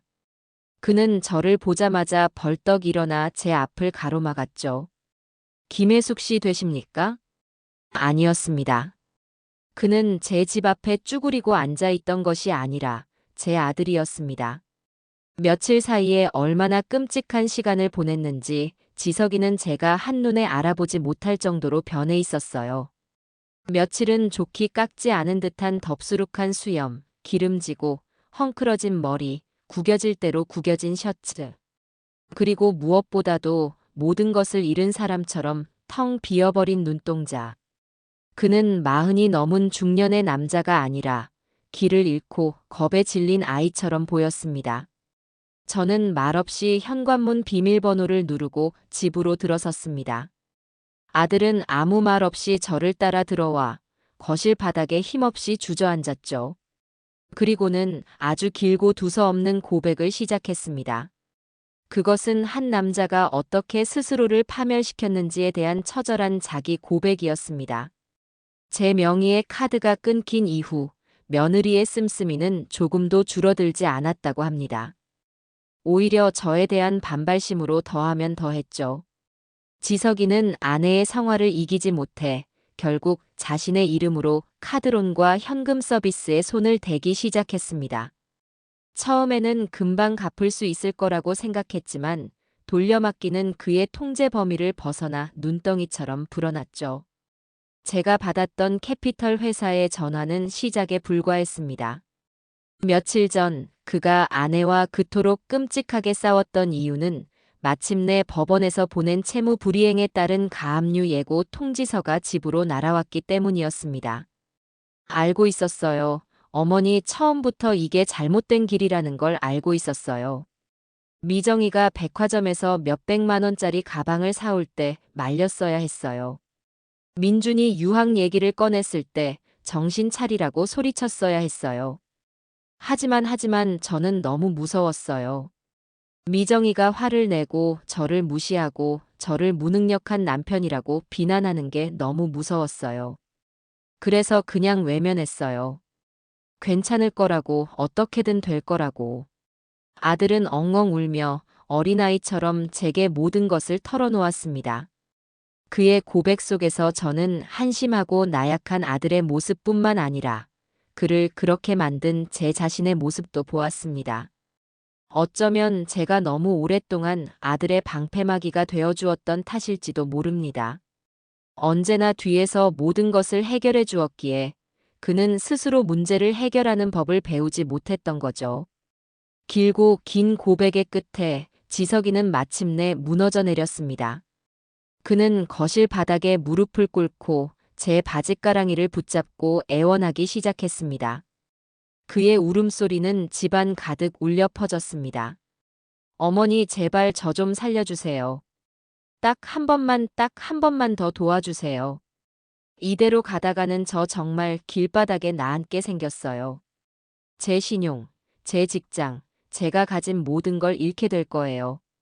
어머니 제발요. 한때는 제 세상의 전부였던 아들이 이제는 제 발밑에서 자신의 인생을 구걸하고 있었습니다. 저는 그 처참한 광경을 차가운 눈으로 아주 오랫동안 그저 내려다보기만 했습니다. 아들의 처절한 울음소리가 잦아들 때까지 저는 아무 말도 하지 않았습니다. 거실 바닥에 엎드려 제 바짓가랑이를 붙잡고 있는 아들의 모습은 40을 넘긴 가장의 모습이 아니었습니다. 잘못을 저지르고 엄마에게 용서를 구하는 철없는 아이의 모습이었죠. 한때는 저를 하늘처럼 믿고 따르던 아들이 어쩌다 이 지경까지 이르게 되었을까. 가슴 한구석이 서늘하게 아려왔지만 저는 더 이상 감정에 휩쓸리지 않기로 마음먹었습니다. 지금 제가 베푸는 값싼 동정은 아들을 더 깊은 수렁으로 밀어넣는 독이 될 뿐이라는 것을 잘 알고 있었기 때문입니다. 저는 아들의 어깨를 잡고 있던 손을 뿌리치고 차가운 목소리로 말했습니다. 일어나거라. 아들은 고개를 들지 못한 채 그저 미동도 없이 엎드려 있었습니다. 일어나라고 했다. 지금 너의 그 꼴을 보니 내가 너와 무슨 이야기를 할 수 있겠니? 당장 집으로 돌아가. 씻고 면도하고 제대로 된 옷으로 갈아입어. 그리고 내일 아침 정신 똑바로 차리고 다시 나를 찾아오너라. 그때 너의 그 부탁에 대한 내 대답을 들을 수 있을 게다. 제 단호한 목소리에 아들은 마지못해 몸을 일으켰습니다. 그는 거리며 현관을 나섰고 그 뒷모습은 폐잔병처럼 처량하기 짝이 없었죠. 저는 그날 밤 아들을 도울 것인지 말 것인지를 고민하지 않았습니다. 이미 제 답은 정해져 있었으니까요. 대신 어떻게 도울 것인지에 대해 밤새도록 고민했습니다. 이번이 정말 마지막 기회였습니다. 아들이 한 가정의 가장으로서, 한 인간으로서 바로 설 수 있는 마지막 시험대가 될 것이었어요. 다음 날 아침 약속한 시간에 맞춰 지석이가 저희 집을 찾아왔습니다. 어제와는 달리 말끔하게 면도를 하고 다림질이 된 셔츠를 입고 있었죠. 하지만 밤새 한숨도 자지 못한 듯 눈은 퀭하고 얼굴은 여전히 잿빛이었습니다. 저는 아들을 식탁에 앉히고 그의 앞에 백지 한 장과 펜을 내려놓았습니다. 내가 너의 빚을 갚아주겠다. 제 말에 아들의 얼굴에 순간 화색이 돌았습니다. 하지만 저는 곧바로 다음 말을 이었죠. 하지만 공짜는 아니다. 몇 가지 조건이 있어. 너는 내가 지금부터 말하는 조건들을 모두 받아들이고 이행하겠다는 각오가 섰을 때만 내 도움을 받을 수 있다. 만약 하나라도 지킬 자신이 없다면 지금 이 자리에서 일어나 나가도 좋다. 저는 펜을 들어 제가 밤새 고민했던 조건들을 종이 위에 하나씩 적어 내려가기 시작했습니다. 그것은 아들의 인생을 재건하기 위한 일종의 계약서였습니다. 첫째, 내가 너의 채무 전액을 상환해주는 즉시 너는 나에게 그 금액에 해당하는 차용증을 작성하여 공증까지 받아 제출한다. 이것은 선물이 아니라 너의 인생을 담보로 한 대출이다. 상환 계획은 너의 월급 수준에 맞춰 함께 정할 것이다. 둘째, 너와 너의 아내 고미정은 내가 지정하는 부부 상담 및 재무 설계 전문가에게 최소 6개월 이상 상담을 받아야 한다. 상담 기록은 매회 나에게 제출해야 하며 불성실한 태도를 보일 시에는 이 계약은 즉시 파기된다. 셋째, 너희 부부 명의의 모든 신용카드는 즉시 해지한다. 너희는 앞으로 각자의 이름으로 된 체크카드 한 장씩만을 사용할 수 있으며 모든 수입은 하나의 공동 계좌로 합쳐서 관리한다. 넷째, 가정의 모든 경제권은 너 차지석이 가진다. 아내에게는 매주 정해진 액수의 생활비만을 지급하며 그 외 모든 지출은 가계부에 기록하고 너의 승인을 받아야만 한다. 다섯째, 위에 명시된 조건 중 단 하나라도 위반할 시 너는 나에게 빌린 채무 전액을 즉시 일시 상환해야 할 의무를 진다. 만약 상환 능력이 없을 시 나는 너에게 상속하기로 했던 아파트 전세금에서 그 금액을 제할 것이다. 제가 모든 조건을 다 적고 펜을 내려놓았을 때 지석이는 종이에 적힌 글자들을 망연자실한 표정으로 내려다보고 있었습니다. 그의 얼굴에는 당혹감과 굴욕감이 동시에 서려 있었죠. 어머니, 이건 너무하십니다. 미정이가 이걸 받아들일 리가 없어요. 이건 그냥 노예 계약이잖아요. 노예 계약? 아니, 이건 너를 너의 아내의 노예가 아닌 한 가정의 진짜 주인으로 만들어주기 위한 재활 프로그램이다. 선택은 너의 몫이야. 이 종이를 들고 가서 너의 아내와 상의해라. 그리고 그녀를 설득시켜. 만약 너가 너의 아내 한 사람조차 설득시키지 못한다면 너는 앞으로 그 어떤 것도 책임질 수 없는 사람이라는 걸 증명하는 것뿐이다. 저는 그에게 더 이상 선택의 여지를 주지 않았습니다. 지석이는 결국 패배자처럼 고개를 떨군 채 제가 작성한 계약서를 들고 집을 나섰습니다. 결과는 제가 예상했던 그대로였습니다. 그날 오후 지석이에게서 거의 울음 섞인 전화가 걸려왔습니다.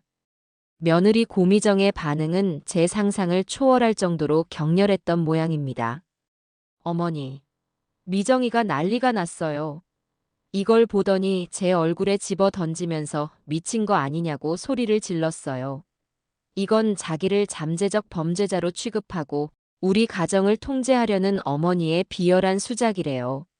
자존심 상해서 상담 같은 건 절대 받을 수 없다고 차라리 이혼을 하면 했지 이런 굴욕은 못 참겠다고 해요. 어머니, 어떡해요 저는 수화기 너머로 들려오는 아들의 하소연을 들으며 헛웃음을 지었습니다. 역시나 고미정이라는 여자는 조금도 변하지 않았습니다. 그녀에게 중요한 것은 망가진 가정을 회복하는 것이 아니라 자신의 자존심과 경제적 자유였던 거죠. 그녀가 말하는 자유란 곧 내 마음대로 돈을 쓸 자유에 불과했습니다. 그리고 며칠 뒤 마침내 최종 보스가 등판했습니다. 제 사부인, 즉 고미정의 친정 어머니에게서 전화가 걸려온 겁니다. 그녀의 목소리는 처음에는 꿀처럼 달콤했지만 그 안에는 아주 교묘하게 벼린 칼날이 숨겨져 있었죠. 사부인, 잘 지내시죠? 다름이 아니라 우리 미정이가 요즘 마음고생이 너무 심한 것 같아서요.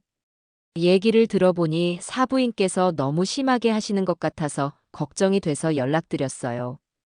걱정해 주셔서 감사합니다, 사부인. 하지만 저희 집안일은 저희가 알아서 해결하겠습니다. 어머, 사부인. 그걸 어떻게 집안일이라고만 하세요. 이제 한 가족인데. 아이들이 살다 보면 실수할 수도 있는 거지.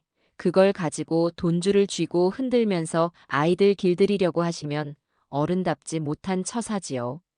사부인께서 돈이 많으시니 그깟 빚 좀 대신 갚아주시는 게 뭐 그리 어려운 일이라고 애들한테 그런 모욕적인 각서까지 쓰라고 하세요. 듣자 하니 우리 딸 자존심이 아주 상할 대로 상했던데. 보는 제 마음이 다 찢어지네요. 그녀는 그깟 빚과 모욕적인 각서라는 단어에 힘을 주어 말했습니다. 저는 더 이상 그녀의 위선을 들어줄 수가 없었어요. 사부인. 자식 교육은 부모의 거울이라는 말이 있지요. 저는 제 아들에게 책임감이라는 것을 가르치고 있는 중입니다. 사부인께서도 따님에게 분수에 맞게 사는 법과 자신의 행동에 책임을 지는 법을 가르치시는 게 어떨까 싶네요. 그리고 한 가지만 분명히 하죠. 제가 쥐고 있는 건 돈줄이 아니라 제 아들 인생의 마지막 기회입니다. 이 기회를 잡을지 걷어찰지는 전적으로 지석이와 사부인의 따님에게 달려있고요. 그럼 이만 끊겠습니다. 저는 사부인의 대답을 듣지도 않고 전화를 끊어버렸습니다. 이것으로 제 시험은 끝났습니다. 저는 아들에게 마지막 기회를 주었고 며느리와 사도는 그 기회를 보기 좋게 걷어차 버렸죠. 이제 공은 다시 아들에게로 넘어갔습니다. 그는 선택해야 할 겁니다. 썩은 동아줄이라도 붙잡고 자신의 어머니에게 돌아올 것인지 아니면 낭떠러지를 향해 달려가는 아내의 손을 끝까지 놓지 않을 것인지. 어느 쪽이든 그 결과는 온전히 그의 몫이었습니다.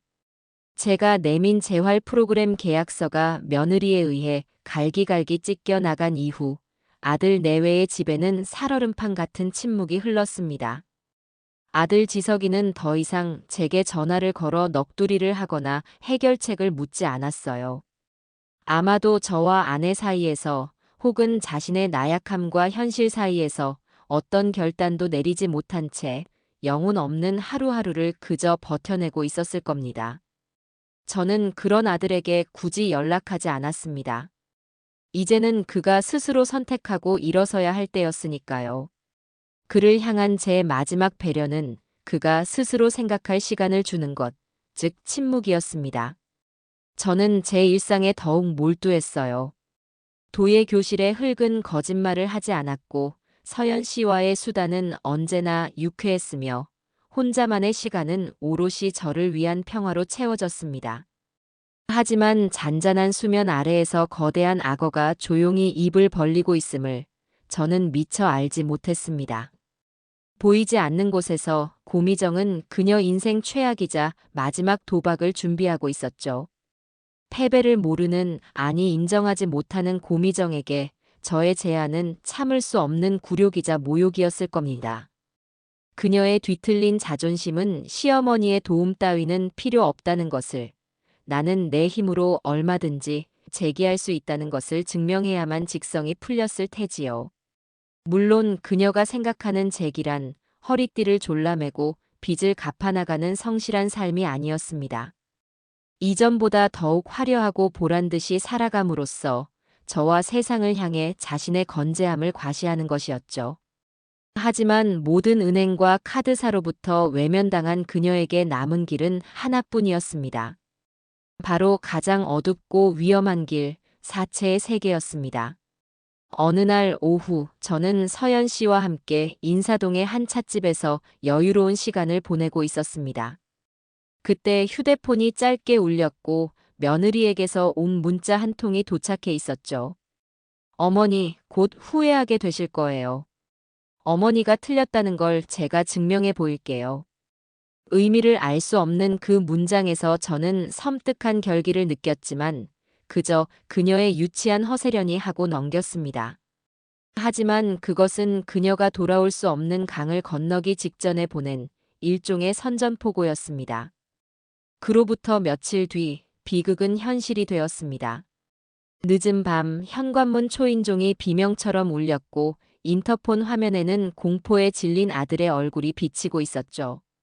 문을 열어주자마자 아들은 집 안으로 비틀거리며 들어와 서류 몇 장을 제 앞에 집어 던졌습니다. 그의 손은 제어할 수 없을 정도로 떨리고 있었어요. 어머니, 이게 대체 뭔지 좀 보세요. 이게 말이 되나요? 테이블 위에 흩어진 서류는 대부 계약서라는 이름만 들어도 소름이 끼치는 물건이었습니다. 채무자는 차지석, 채권자는 들어본 적도 없는 OK 파이낸스. 대출 원금은 무려 5천만 원에 이자는 살인적인 수준이었죠.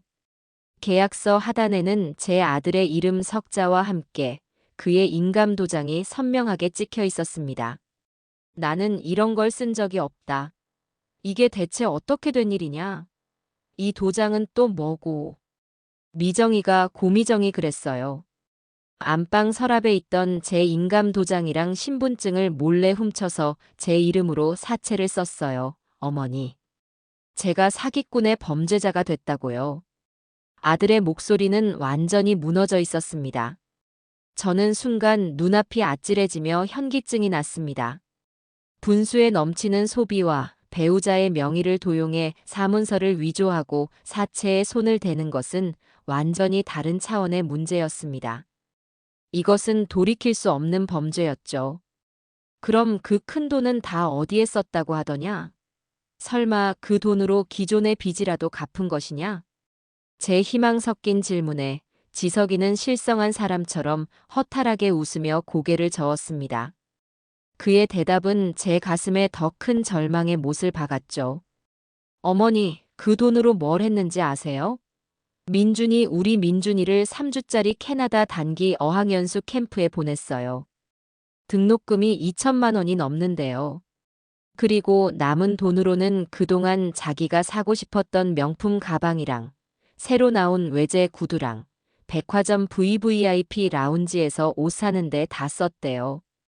그러면서 저한테 그러더군요.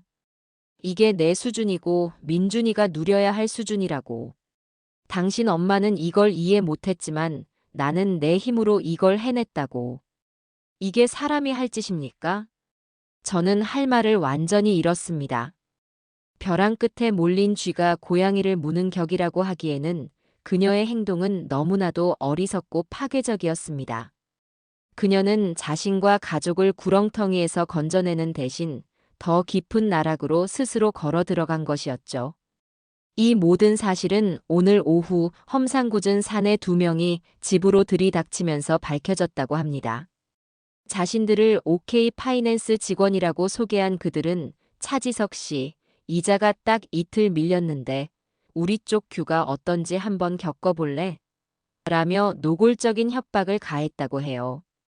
그들이 돌아간 뒤 공포에 질린 지석이가 집 안을 샅샅이 뒤져 고미정이 장롱 깊숙한 곳 옷가지들 사이에 숨겨두었던 이 대부 계약서를 찾아낸 것이었습니다.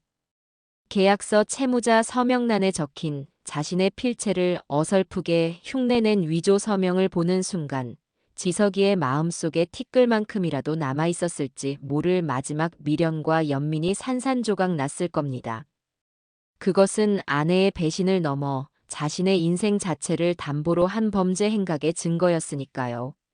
아들은 한참 동안 바닥에 흩어진 계약서를 내려다보다가 이내 모든 것을 체념한 듯, 그러나 한편으로는 모든 것을 결심한 듯 고개를 들었습니다.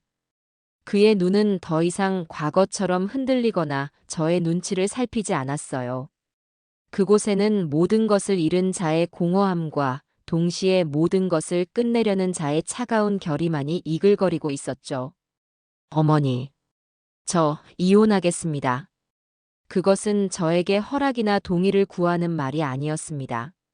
수십 년간의 유약했던 삶을 끝내고 한 인간으로서 내리는 스스로의 결정을 통보하는 단단하고 분명한 선언이었습니다. 더 이상은 안 되겠습니다.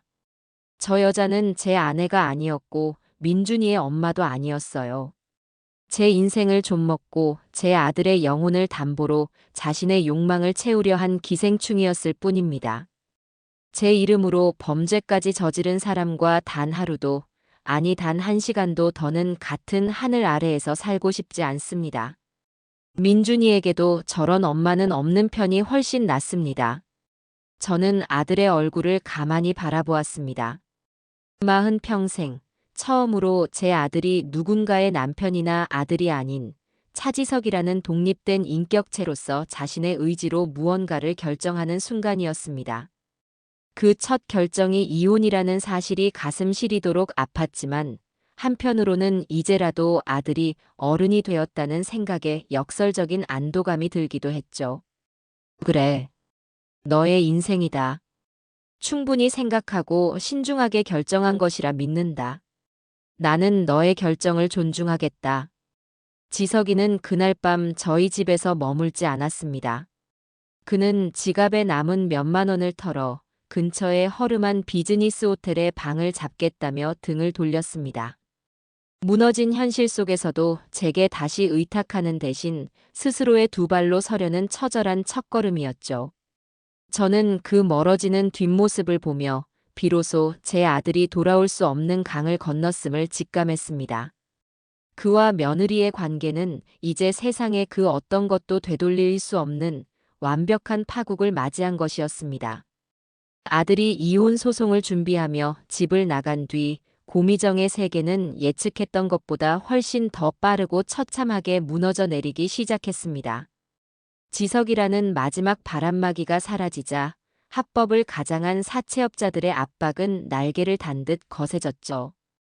하루에도 수십 통씩 걸려오는 협박 전화는 이제 일상이 되었고 방문 추심이라는 명목 아래 험악한 남자들이 시도 때도 없이 집문을 두드렸습니다. 그들은 현관문 도어락에 강력 접착제를 발라놓는 유치한 행위부터 배달 음식 스티커처럼 위장한 붉은색 경고장을 아파트 복도 전체에 붙여놓는 일까지 서슴지 않았어요. 압박은 그녀의 주변으로까지 번져나갔습니다. 사채업자들은 어디서 알아냈는지 그녀의 직장에까지 전화를 걸어 업무를 마비시켰고 결국 그녀는 수치심과 압박을 견디지 못하고 사표를 내야만 했습니다. 그녀의 마지막 보루였을 친정집 역시 안전지대가 아니었죠. 사채업자들이 밤낮으로 찾아가 소란을 피우는 통에 연로하신 사돈어른은 혈압이 올라 쓰러지시기까지 했습니다. 그제야 사태의 심각성을 깨달은 사부인에게서 제게 전화가 걸려왔지만 이번에는 애원이나 하소연이 아닌 이게 다 사부인 탓이라는 원망 섞인 절규뿐이었습니다. 저는 따님 간수나 잘하시지요라는 차가운 한마디로 전화를 끊었습니다. 그녀가 그토록 목숨처럼 여겼던 사회적 평판과 인맥 역시 신기루처럼 사라졌습니다. 그녀가 사채에 손을 댔다는 소문은 강남의 좁은 사교계에 순식간에 퍼져나갔습니다. 어제까지 함께 브런치를 즐기며 명품 정보를 교환하던 친구들은 그녀의 번호를 차단했고 그녀가 속해 있던 모든 모임에서 그녀는 불명예스럽게 강제 탈퇴당했습니다. 한 번은 그녀가 마지막 지푸라기라도 잡는 심정으로 예전에 다니던 필라테스 학원에서 가장 친했던 친구를 찾아갔다고 해요. 하지만 그 친구는 그녀를 벌레 보듯 쳐다보며 미정아, 미안하지만 너랑 엮이고 싶지 않아. 다들 너랑 말 섞지 말라고 하더라는 잔인한 말만 남기고 돌아섰다고 합니다. 이 이야기는 나중에 지석이가 변호사를 통해 들은 이야기였죠. 그렇게 사회적으로, 경제적으로, 인간적으로 완벽하게 고립된 지 한 달쯤 지났을까요? 구준비가 창문을 때리던 어느 날 저녁이었습니다. 저는 거실에서 서연 씨와 함께 만들기로 한 커플 머그잔의 그림을 그리고 있었는데 누군가 현관문을 절박하게 두드리는 소리가 들렸습니다. 초인종을 누를 생각조차 못한 채 그저 닫힌 문을 미친 듯이 두드리는 소리였죠. 인터폰 화면에 비친 것은 차마 눈 뜨고 보기 힘들 만큼 망가져버린 고미정의 모습이었습니다. 비에 흠뻑 젖어 흐트러진 머리카락, 공포와 절망으로 초점을 잃은 눈동자. 한때는 최고급 화장품으로 가꾸던 그녀의 얼굴은 핏기 하나 없이 푸석했고 온몸에서는 지독한 패배자의 냄새가 풍기는 듯했습니다. 저는 이 길고 지독한 이야기의 마지막 장을 제 손으로 덮어야 한다는 생각에 무거운 현관문을 열었습니다. 문이 열리자마자 고미정은 기다렸다는 듯이 제 앞에 풀썩 무릎을 꿇었습니다. 그녀의 무릎이 차가운 대리석 바닥에 부딪히는 둔탁한 소리가 거실을 울렸죠. 그리고는 바닥에 이마를 박고 아이처럼 통곡하기 시작했습니다. 어머니, 제가 다 잘못했어요. 제가 죽일 년이에요. 제발 용서해 주세요, 어머니. 그녀는 울부짖으며 제게 용서를 빌었습니다. 그녀의 목소리는 처절했고 몸은 가련하게 떨리고 있었죠. 제가 잠시 미쳤었나 봐요. 허영심에 눈이 멀어서 자존심 때문에 제가 무슨 짓을 했는지도 몰랐어요. 이제 다 깨달았어요. 어머니 말씀이 전부 옳았어요. 제가 어리석었어요. 제발 제발 저 좀 살려주세요. 사채업자들이 매일같이 찾아와서 죽이겠다고 협박해요. 이대로 가다가는 저 정말 길바닥에서 객사할지도 몰라요. 어머니, 제발 그 돈 좀 막아주세요. 그리고 지석 씨 좀 설득해 주세요. 제가 다신 안 그럴게요. 정말 맹세할 수 있어요. 어머니 시키는 대로 뭐든지 다 할게요. 평생 어머니 종처럼 살라고 해도 살게요. 그러니 제발 우리 민준이 얼굴 봐서라도. 저는 무릎 꿇고 비는 그녀를 아무런 감정 없는 눈으로 내려다보았습니다. 그녀의 눈물은 분명 진심일 겁니다. 하지만 그 눈물의 성분은 참회가 아니라 공포였고 반성이 아니라 절망이었습니다.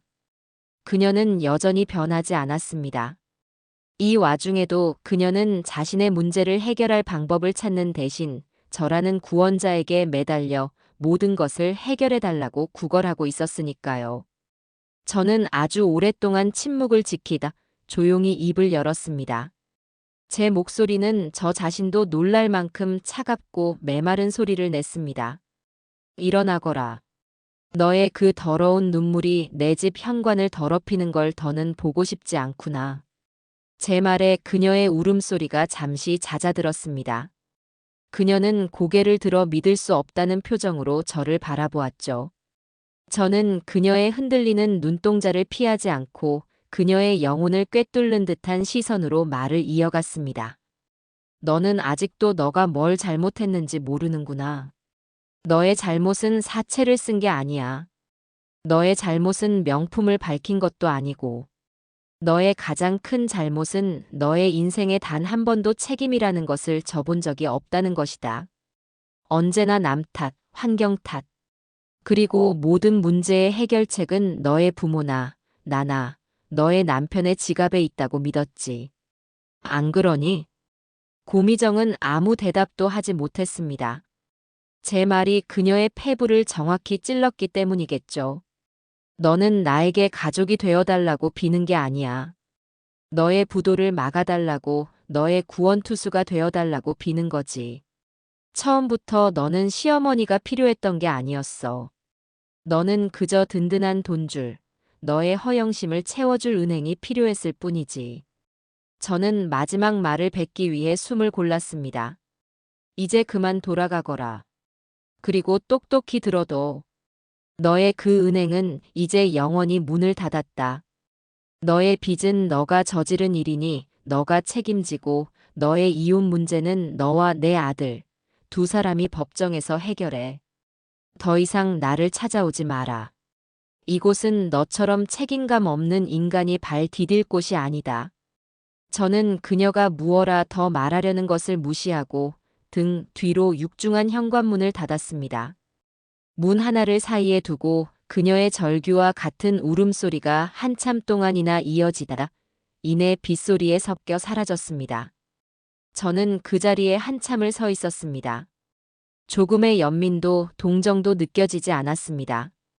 저는 그저 제 인생에서 가장 거대하고 지긋지긋했던 종양 덩어리를 마침내 제 손으로 완전히 도려냈다는 차가운 안도감에 휩싸여 있을 뿐이었습니다. 고미정이 빗속에서 절규하던 그날 이후 제 인생의 시간은 놀라울 만큼 평온하게 흐르기 시작했습니다. 물론 아들의 이혼 과정이 한순간에 끝난 것은 아니에요. 벼랑 끝에 몰린 고미정은 마지막 발악처럼 이혼에 동의할 수 없다며 버텼고 양육권을 주장하며 법정 다툼을 질질 끌었습니다.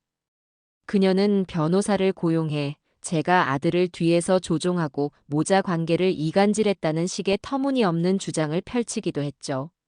한 번은 재판 과정에서 참고인으로 출석해달라는 아들 변호사의 요청에 법정에 서야 하기도 했습니다. 담담한 표정으로 증인석에 앉은 저를 고미정은 법정 반대편에서 도끼 어린 눈으로 쏘아보고 있었죠. 하지만 그녀의 발악은 오래가지 못했습니다. 그녀가 남편의 명의를 도용해 사채를 쓰고 그 돈을 아이가 아닌 자신의 사치를 위해 탕진했다는 대부 계약서와 카드 내역서라는 명백한 증거 앞에서 그녀의 모든 주장은 힘을 잃었습니다. 재판부는 그녀의 행동이 혼인을 지속하기 어려운 중대한 사유에 해당하며 자녀를 양육하기에 부적합하다고 판단했습니다. 친권과 양육권은 모두 아들 지석이에게 돌아갔고 고미정은 위자료 한 푼 받지 못한 채 약간의 재산 분할만을 받고 그들의 인생에서 완전히 퇴장했습니다. 그녀가 그 돈으로 빚을 청산했는지 아니면 또 다른 허영의 길을 찾아 떠났는지 저는 더 이상 궁금해하지 않았습니다. 그녀는 이제 제 인생의 주석이나 각주에도 등장할 필요가 없는 완벽한 타인이 되었으니까요. 모든 법적 절차가 마무리된 후 저희에게는 진짜 숙제가 남았습니다. 바로 손주 민준이의 상처를 보듬고 새로운 가정을 꾸려나가는 일이었죠. 엄마의 부재와 갑작스러운 환경의 변화는 10살 남짓한 아이에게 큰 혼란을 주었습니다. 한동안 아이는 웃음을 잃고 밤마다 악몽을 꾸는 듯 칭얼거리기도 했죠. 아들 지석이는 서툰 솜씨로 아침밥을 차리고 아이의 준비물을 챙기며 고군분투했습니다.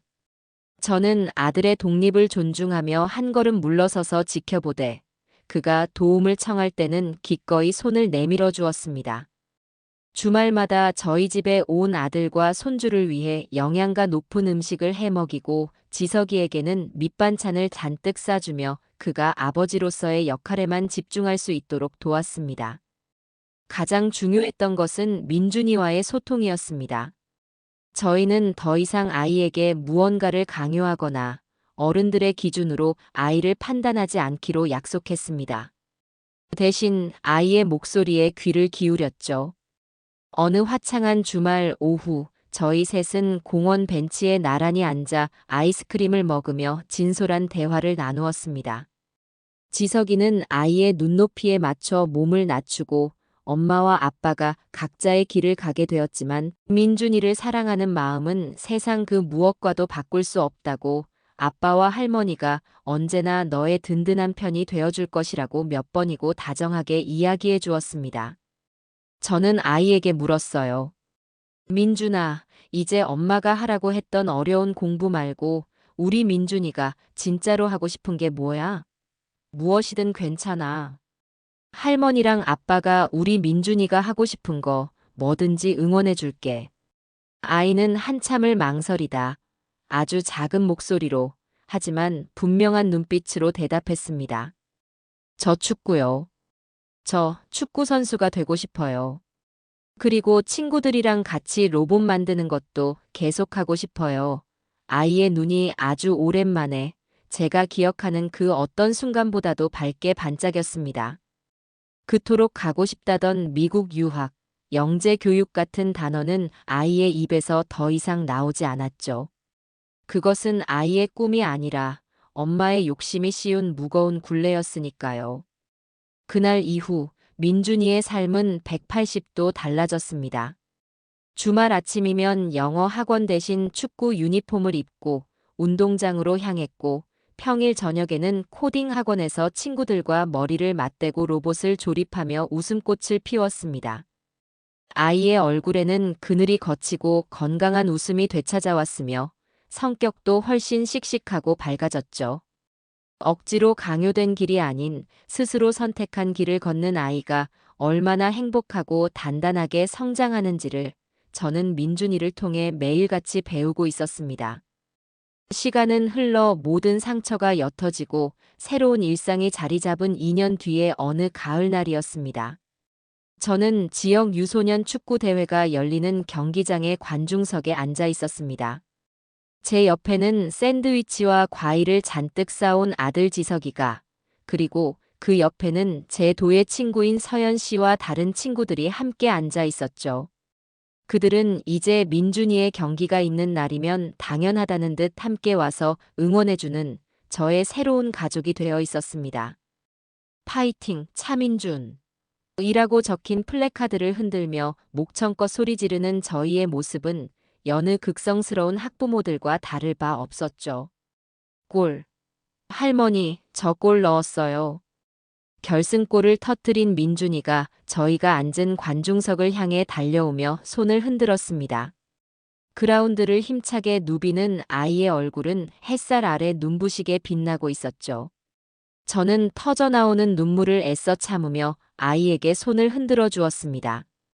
경기가 끝나고 저희는 근처의 고깃집에서 성대한 축하 파티를 열었습니다. 지글지글 고기 익는 소리와 아이들의 웃음소리, 어른들의 유쾌한 대화가 한데 어우러져 더없이 행복한 풍경을 만들어냈습니다. 아들은 어느새 듬직한 아버지의 얼굴로 아이들을 챙기고 있었고, 민준이는 친구들과 어울려 제잘거리며 명랑한 소년으로 자라 있었습니다. 저는 불판 위에 고기를 뒤집으며 문득 지난 날들을 떠올렸습니다. 거짓과 허영으로 가득했던 위태로운 식탁, 그 위에서 오고 가던 가시 돋친 대화들. 그 모든 것이 아득한 전생의 일처럼 느껴졌습니다. 지독한 폭풍우를 겪고 나서야 저는 비로소 맑게 갠 하늘의 소중함을 알게 된 셈입니다. 제가 그토록 지키고 싶었던 가족의 진짜 모습은 값비싼 음식과 거짓된 웃음으로 채워진 그곳이 아니라 바로 지금 제 눈앞에 있는 이 소박하고 따뜻한 풍경이라는 것을요. 제 인생의 지긋지긋했던 일막은 그렇게 끝났습니다. 그리고 이제 온전히 저 자신을 위한, 그리고 제가 진심으로 사랑하는 사람들과 함께하는 진짜 행복으로 가득 채워질 인생 이막이 눈부신 가을 햇살 속에서 이제 막 시작되고 있습니다.